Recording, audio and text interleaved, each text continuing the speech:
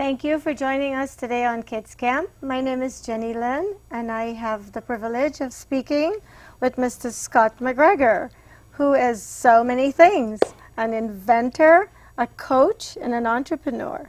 Scott, I've been reading some information on you, and there's so much to share that I hope we have enough time.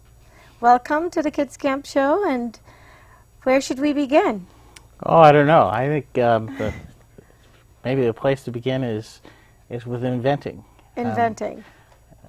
That's what I really love to do. I love to invent the future, and I love, as a coach, to help other people invent the future.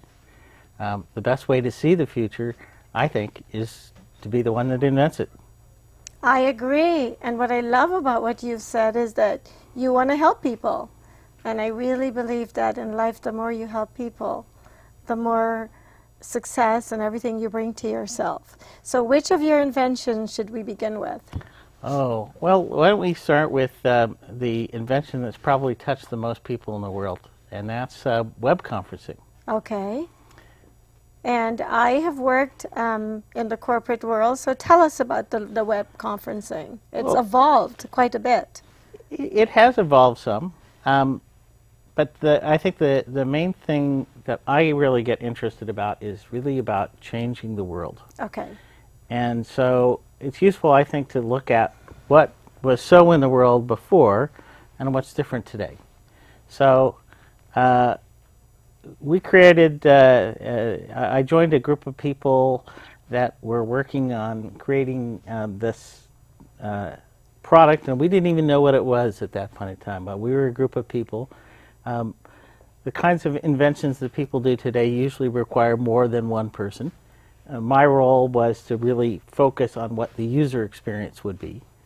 And we were looking at technologies that we knew we had, but we didn't know exactly how we wanted to deal with them. Okay. But what I noticed was that at that time, if you wanted to have a meeting with people, and you wanted to have everybody actually be on the same page, to be able to, so you could point at something and everybody would know you were pointing at, or you could change something and everybody would see it, you had to be in the same room together. Right. There was video conferencing, but it was very expensive, and it wasn't really good if what you were trying to do was look at a piece of paper rather than people. Okay. So we created the possibility that people could sit at their desk all around the world looking at their computers, but see the exact same thing on their computers at the same time. And that instead of being like TV where there's a broadcast center and only one person is presenting, you could go out and pass the chalk around to any one of the people. Anybody could participate or participate simultaneously, pointing at things, making changes. And suddenly that meant that people could go out and have these meetings with people that they would never have met because the cost of travel was too high. Right. And I particularly really noticed that benefit when in September 11th, 2001, when terrorists blew up the World Trade Center. I was actually in New York about to get into a cab to fly home to San Francisco at that time. And all the flights were canceled for 2 weeks and I was stuck in New York. But I could continue to have my meetings with my business colleagues back here on the West Coast, as well as use that technology to keep in touch with family and friends who were worried about me. Right. So how does that compare to Skype?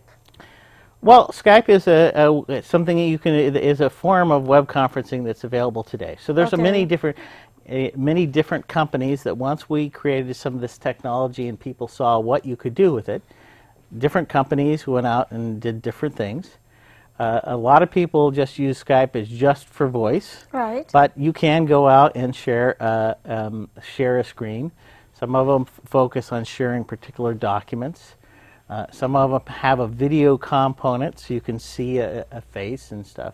But it all started with the idea that what would be possible if, in addition to having a telephone conference call where everybody can talk and participate, if we could all see the same thing at the same place and time, and what would that take? So it started with that vision, and then the next part of invention is to go out and you imagine the future, and then you make it so. And that's how I could see the future, was I could see that the world would want this. Good. So we built it. Awesome. So where are you with that technology? Is it complete and launched? Well, that technology is now, I think, just about having its 13th or 14th birthday. So it's pretty excited. It's a mature technology, and 1 million people every day just use the system that I helped create. And I've seen estimates that 1 out of every 4 people in the world has used web conferencing sometime in their lifetime. I feel it's such a privilege to be sitting here with you, because I have Skype on my computer at home, and I use Skype all the time. Right. It's a great technology, and that's what turns me on. Is the, it's nice to change my neighborhood, or my town, but it's so much nicer to really have changed the lives of everyone in the world. And I'm working on a couple other things now where I hope that I'll actually touch more than 1 out of every 4 people. Well, I can't wait to hear about the rest. I hope we have enough time. I just think of people who always think how much they want to change the world. And everybody wants to make, well, most people want to make a difference and change lives in the world. But to actually sit there and claim that you have is huge.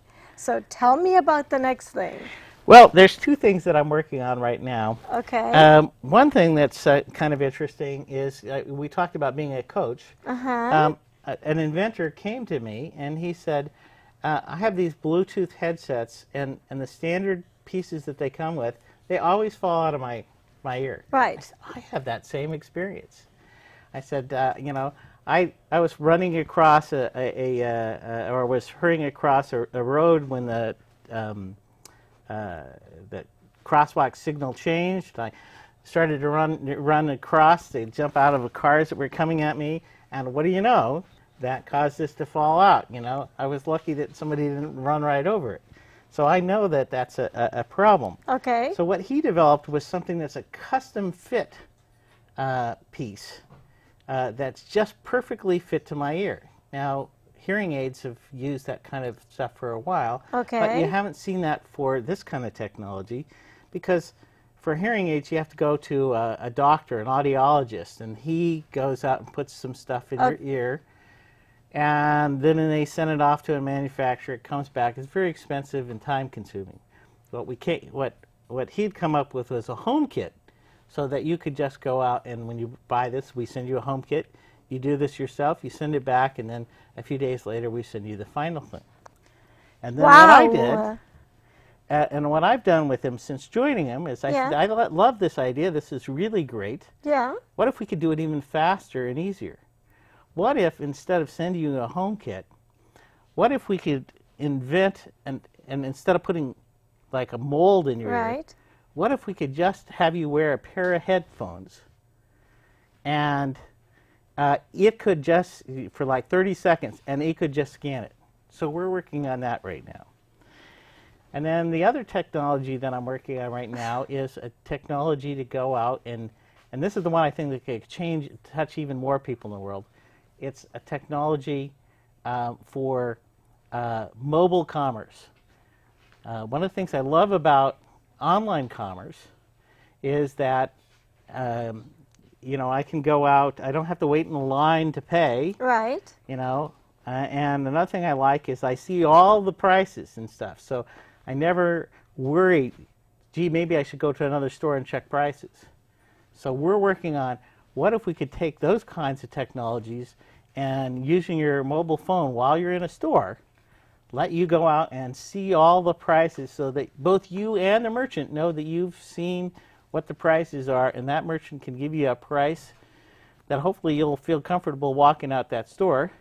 And if there's a line, you can skip it. Wow, that was so much. I have to stop and think about that. So this technology you're working on now will allow you to go in a mall, and determine the cost of the item you're going for before you actually get in the store and speak with the merchant. You could go in and do that, but even easier, maybe you go into a store, let's say a store that sells smartphones. Yeah. And you're not sure which smartphone you want, so you can't really research it before that. But you see a few of them there, and you go to the shelf, and you know, when you check out, they scan it. Right, right. So your cell phone has a camera in it. So we just take that camera and we say, okay, it's already on there. Here's the little barcode. Scan the barcode, and we'll figure out what product it is and what price it is and where it's available online and at the local competitors and what their prices are. We'll tell you. Oh my gosh, I am just amazed. This is amazing what you guys are doing, all of you inventors. You're certainly making life easier for everybody. How long do you think this is going to take before it's sealed and delivered? Well, I'm hoping that certainly by next year that we'll start seeing this in stores. Maybe we'll see it in time for Christmas. It all depends. Right now we're trying to raise the money from investors to go out and hire a few more people that share our vision and want to make it so. I think we know how to do it. We need to find the people who can work on it and program it and stuff, and I think we have a way to get it to stores, so I'm really excited about this. I'm excited too. Yeah, it would be great, wouldn't it? I mean, in the olden days, you're looking for something, you go to so many different stores, and some people like to price shop, and so think of all the time you'll save. Right. Now this is the other thing about what I really like is I like to work on businesses that I call win-win businesses. Right. So what does that mean? Well, if I just save you money, but it costs the merchant, that's a win-lose. You won, Right. but he lost. Right. But if I go out and give you those prices, and the net result of you're seeing the price right now of your competitors, and you see he's willing to match that price or beat that price or give you a fair price, is you don't go shop, you don't go to those other stores. So you saved all that time, but he also didn't lose a customer. Because when you walk out that door, if you just go to his competitor and you find the same price, he lost that sale. Right. If you'd known that, you would have bought it here and you wouldn't have gone to his place. there. Right. But now you're at the other store, you're not going to come back just because he had the same price first. Right. So that's a win for the merchants. And this is the kind of businesses I really like to do, is find the ones where everybody wins. Well, I think you can't go wrong when everybody wins. No, I think so too. Right? Right. And that's why, that was like web conferencing. Yeah. We didn't want just the audience members to benefit. We didn't want the presenters to benefit. We had to find a way that everybody benefits. Right. Well, it's so, when someone has so much fascinating stuff to tell you, there's never enough time. We're down to a minute, and so before we go, I feel that everything that you've shared here today for me is fascinating, and I hope that soon people will be able to enjoy all of these ideas.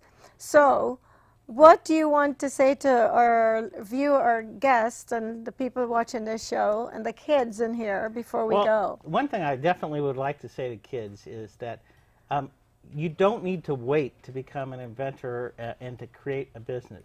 I created mine my first invention when I was 12, and you can too, because all you have to do is look at what's in the world around you that doesn't seem like the way you'd like it to be, and be imaginative.